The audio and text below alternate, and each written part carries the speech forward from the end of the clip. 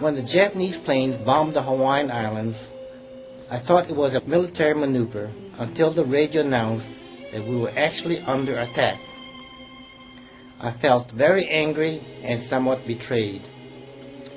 When the call for volunteers to form an all-Japanese American unit came, nearly 10,000 of us volunteered from Hawaii. After training in Camp Shelby, Mississippi, we were sent to fight in Italy.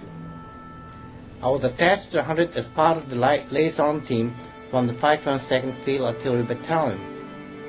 Besides our unit, the 442nd Combat Team consists of one regiment of infantry and a company of combat engineers. Our first combat was in June 1944 near the town of Sorveto, Italy. We fought our way all the way to the city of Florence and Pisa. The 442nd Combat Team was then sent to France to fight in the Vosges Mountain.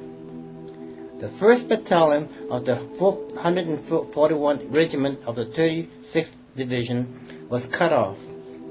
Their 2nd and 3rd Battalions were unable to rescue them, and the 442nd was ordered to rescue the lost battalion.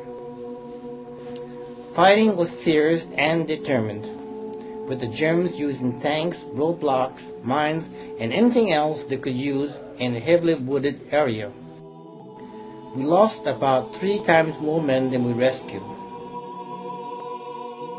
The 442nd Combat Team received the Distinguished Unit Citation for the rescue, 3,915 awards, and 10 unit awards, including 7 Distinguished Unit Citations for combat during the war. The 442nd Infantry and 232nd Engineers were secretly shipped back to Italy.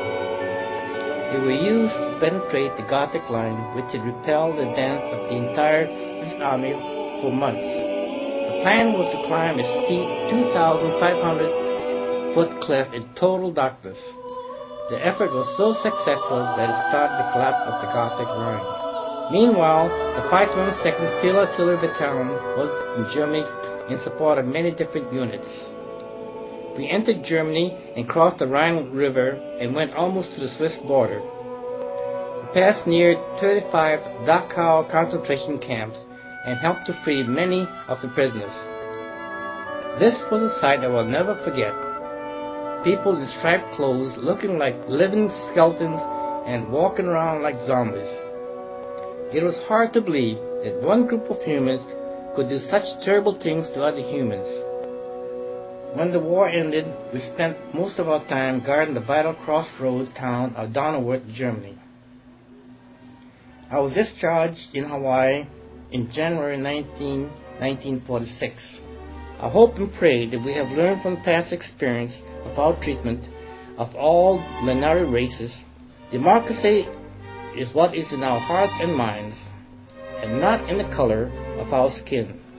If we had learned this, our sacrifices would not be in vain.